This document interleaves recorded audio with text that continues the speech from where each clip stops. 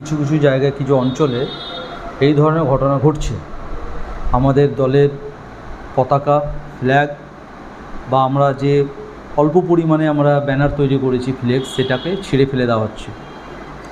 তাহলে এতে বোঝা যাচ্ছে যে তৃণমূলের মধ্যে একটা আতঙ্ক সৃষ্টি হয়েছে। ছিঁড়ে ফেলা হয়েছে, বিশেষ করে 6 নম্বর ওয়ার্ড, 11-13 পার্টি অফিসের কার্যালয়ের ব্যানার, এরকম 7 নম্বর ওয়ার্ড, এইরকম জায়গাগুলোতে করা হয়েছে। তো আমরা এটাই বলতে চাইছি যে তৃণমূলের জনসমর্থন একদম নেই, জিরো হয়েছে। এই লোকসভা ভোটের আগে পতাকা এবং ফেস্টুন ছেঁড়া নিয়ে সরগরম লালবাগ। জানা গিয়েছে গত রাতে কে বা কারা মুর্শিদাবাদ পৌরসভার বাসগোলা রোডে 7 নম্বর ওয়ার্ডের রাস্তার ধারে বাম কংগ্রেস জোট এবং বিজেপির ফেস্টুন ও পতাকা ছিঁড়ে ফেলে। কিছু পতাকা পিছনের জঙ্গলে তারা ফেলে দেয়। রবিবার সকালে পতাকা এবং ফেস্টুন ছেঁড়া নিয়ে শাসক দলের বিরুদ্ধে বিক্ষোভে ফেটে পড়েন বিজেপি এবং বাম কংগ্রেস জোট। প্রসঙ্গত উল্লেখ্য, কিছুদিন আগে শাসক দলের 8 নম্বর ওয়ার্ডের বেশ কিছু ফেস্টুনের প্রচারের নামকরণের জায়গা কেটে ফেলা হয়েছিল। সেক্ষেত্রে বিরোধী দলের পক্ষ থেকে বলা হয় এটা তৃণমূলের গোষ্ঠী দ্বন্দ্বের কারণ। ওই ফ্লেক্সের প্রচারের নামকরণ ছিল প্রাক্তন পৌরপিতা বিপ্লব চক্রবর্তীর নাম। তাতে অনেককে বলতে শোনা যায় নামে বিরাগ, সেই জন্য নামের জায়গা কেটে ফেলা হয়। বিজেপি এবং বাম কংগ্রেস জোটের পক্ষ থেকে নির্বাচনী কমিশনের কাছে অভিযোগ জানানো হবে বলে জানান বিজেপির জেলা সাংগঠনিক সভাপতি সৌমেন মণ্ডল এবং মুর্শিদাবাদ বিধানসভার কনভেনার মনু শেখ। নির্বাচনের ক্ষেত্রে প্রশাসনের নিরপেক্ষ ভূমিকা দাবি তোলা হয় বিজেপি এবং জোটের পক্ষ থেকে। ব্যুরো রিপোর্ট, চেতনা নিউজ। এটা হচ্ছে কি, বিশেষ করে মুর্শিদাবাদ শহর এলাকায় আর কিছু কিছু জায়গায় কিছু অঞ্চলে এই ধরনের ঘটনা ঘটছে।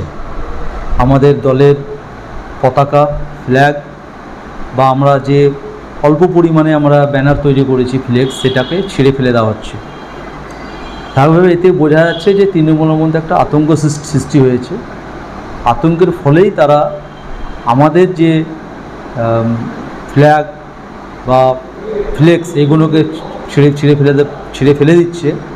কিন্তু প্র্যাকটিক্যালি বাস্তবটা হচ্ছে মানুষের মধ্যে থেকে মোহাম্মদ সেলিমের নামটা মুছে ফেলতে তারা পারছে না। তার জন্য তারা আতঙ্কিত, কি করবে সেই জন্য তারা কোনো দিশা পাচ্ছে না। এবং তারা যে জনগণ থেকে বিচ্ছিন্ন হয়েছে তারই ফল আমরা দেখছি যে পঞ্চায়েত নির্বাচন থেকেই তাদের বোঝা যাচ্ছে যে তাদের সম্পূর্ণ বুথ দখল ছাপ্পার মধ্যে দিয়ে যে ভোটটা করেছে, পঞ্চায়েত নির্বাচনটা করেছে, এতেই বোঝা যাচ্ছে যে তারা জনগণ থেকে বিচ্ছিন্ন হয়েছে। মানুষ তাদেরকে প্রত্যাখ্যান করছে এবং মোহাম্মদ সেলিমকে কাছে টেনে নিয়েছে। মোহাম্মদ সেলিমের নামটা সব জায়গায় শোনা যাচ্ছে, তারপরে তারা খুব বেশি আতঙ্কিত হয়ে পড়েছে। এই ব্যাপারে কোনো অভিযোগ জানানো হয়েছে কি? এই বিষয়ে আমরা এখনও সিবিজিলে কোনো অভিযোগ জানাইনি। আমরা লোকালি বিষয়টাকে মিটিয়ে নেওয়ার চেষ্টা করছি, তাদের নেতৃত্বকে আমরা বলছি যদি এই ধরনের ঘটনা বারো ঘটতে থাকে তাহলে আমাদেরকে অভিযোগ করতে হবে। আমরা চাইছি না যে এই জায়গায় যে রাজনৈতিক প্রতিহিংসা ছিল না, যেটা তৃণমূল এই সময় করতে চাইছে, যে রাজনৈতিক প্রতিহিংসার যে রাজনীতি তারা করছে, আমরা কিন্তু তাদেরকে এই জায়গা থেকে বিরত থাকার জন্য আবেদন করব। যদি তারা এই ধরনের ঘটনা ঘটায় তাহলে হয়তো আমাদেরকে আগামী দিনে যা যা ব্যবস্থা নেওয়া সেই ব্যবস্থাগুলো আমরা নেব। তাহলে আপনার কথা অনুযায়ী আপনারা শাসক দলের সঙ্গে কথা বলবেন, নেতৃত্বের সঙ্গে? অবশ্যই আমি নেতৃত্বে জানাবো, কারণ এটা তো তাদের কোনো লোক দিয়ে করানো হচ্ছে।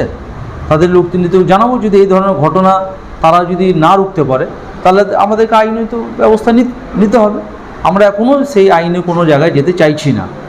এবং যেটা দেখা যাচ্ছে আইনের যে আশ্রয় নিব, সিবিজিলে 100 মিনিটের মধ্যে যে অ্যাকশন নেওয়ার কথা আমরা দেখছি, এখনও পর্যন্ত তাদের ফ্ল্যাগ যা চেন ফ্ল্যাগ আকারে টাঙিয়েছে, রাস্তায় এপার ওপার করেছে, সরকারি জায়গা গার্ড করে নিয়ে তারা ফ্লেক্স লাগিয়েছে।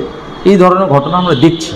এবং সরকারি যা অ্যাডের জায়গা যেগুলো ছিল, সরকারি যেখানে সুবিধার জন্য লেখা ছিল, সেগুলো লাগিয়ে ঠিকই অবশ্য খুলে পড়ে গেছে, কিন্তু তারা আবার ঘুরে লাগাচ্ছে না। আমরা এই বিষয়গুলো দেখছি। যদি নির্বাচন কমিশন বিষয়টাতে সঠিক ভূমিকা পালন করেন তাহলে ঠিক আছে, নাহলে আমাদেরকে আমাদের মতো ব্যবস্থা করতে হবে।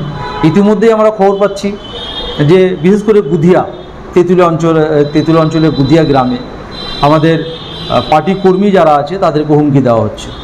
আমরা এই বিষয়ে আইসির সঙ্গে কথা বলবো, আইনের দৃষ্টি আকর্ষণ করব। এবং আমাদের কর্মীদেরকে হুমকি দেওয়া হচ্ছে, প্রতিদিন বোম ব্লাস্ট হচ্ছে, সেই জায়গায় শকের বোম ফেলা হচ্ছে, মানুষকে আবার আতঙ্কিত করার চেষ্টা করা হচ্ছে। কিন্তু এই বিষয়ে পুলিশের কোনো ভূমিকা নেই। আমরা প্রতিনিধিত্বমূলকভাবে আইসির কাছে যাব, বিষয়গুলো জানাবো, তারপর কি হচ্ছে আমরা দেখব। আপনার নাম এবং ডেজিগনেশন? আমার নাম মনু শেখ, আমি এই মুর্শিদাবাদ বিধানসভা কনভেনার। দেখুন, আমরা কিছুক্ষণ আগে খবর পেলাম যে সকালবেলায় আমাদের কার্যকর্তারা উঠেই দেখছে যে আমাদের যে ক্যান্ডিডেট মাননীয় গৌরীশঙ্কর ঘোষের যে বিভিন্ন জায়গায় ব্যানার পোস্টার লাগানো হয়েছিল সেগুলো ছিঁড়ে ফেলা হয়েছে।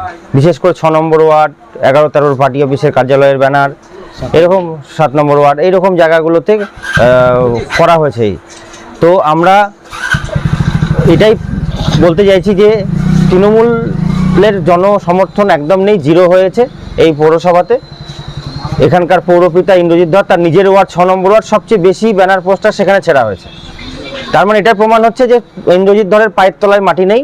তিনি বুঝে নিয়েছেন যে এই নির্বাচনে তৃণমূল প্রত্যেকটা ওয়ার্ড থেকে শূন্য হয়ে যাবে, আর সেই আতঙ্কে তিনি তার ঘুম হচ্ছে না রাত্রে।